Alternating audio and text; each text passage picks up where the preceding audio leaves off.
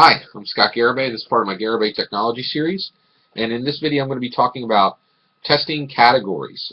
So in a previous video I talked about testing types. You should watch that video prior to watching this. These testing categories can be layered over testing types. So there's four primary testing categories, and those are positive, negative, exception, and boundary. Okay. Now, in the last video we talked about the three primary types of testing categories. So there's functional, regression, and integration. These testing types layer on to each one of those. So you can have a functional positive, a functional negative, a functional exception, and a functional boundary. You can have regression positive, regression negative, regression exception, and regression boundary. And you can have integration positive, integration negative, integration exception, and integration boundary. Okay, so let's get into these test categories. So the first one is a positive, right? So positive is just that a positive is also called a happy path. You'll hear a happy path test, so a positive test is I'm going to use. So let's say I own a shoe company and we sell shoes online, Garibay Shoe Company, and so I want to see if I can select 3 different shoes for purchase, right? So if I test that I can select 3 shoes for purchase and put them into the shopping cart, then that is a functional positive. Okay. Now, if I test that I cannot choose 25 shoes and put them into the cart because the limit is 10, right? That is a functional negative, right?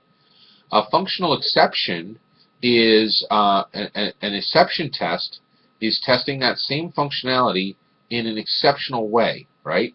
So when I test, I'm going to test that this is a buy. Generally, in my QA environment, I would test that the buyer has purchased from the company before, so they already have a shopping cart. That they're buying from their computer at home, so they have a cookie on their computer, and it tells me what kind of computer they're on, all that type of thing. Okay, so that would be a functional positive test. A normal tester, a normal shopper that we have a relationship with, right? A good functional test would be, can someone who has never bought from our site before, who is on a library computer, no cookie, right?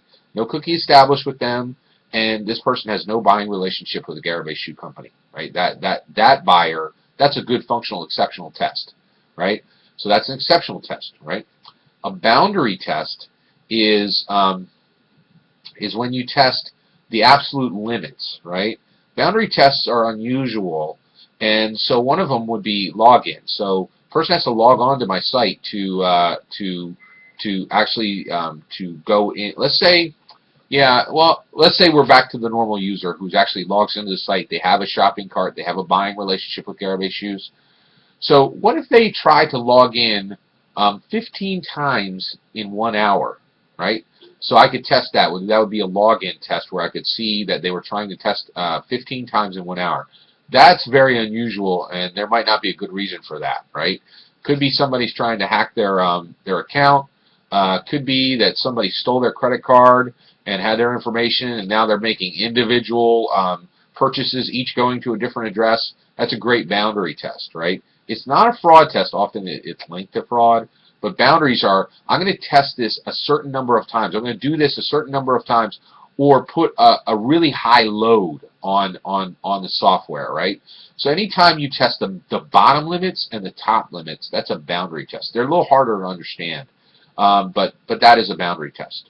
And so these types of tests, by far the most important is the exception test, right? And so basically, again, I don't really believe in functional positive tests. I almost never write them. I write functional exception tests.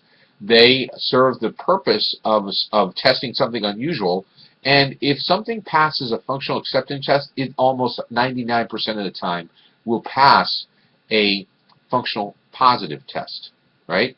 And so that's very important. So these are testing categories, and so again, this is a total test basic. If you are a software tester, you should know these like the back of your hand. And when you go into a test, a great way to have a solid test bed, a good test suite to test out your software, is have every single type. All right, so have functional positive, functional negative, functional exception, and functional boundary, and then do the same for regression and the same for integration. That's a great way to build a test suite. Thank you.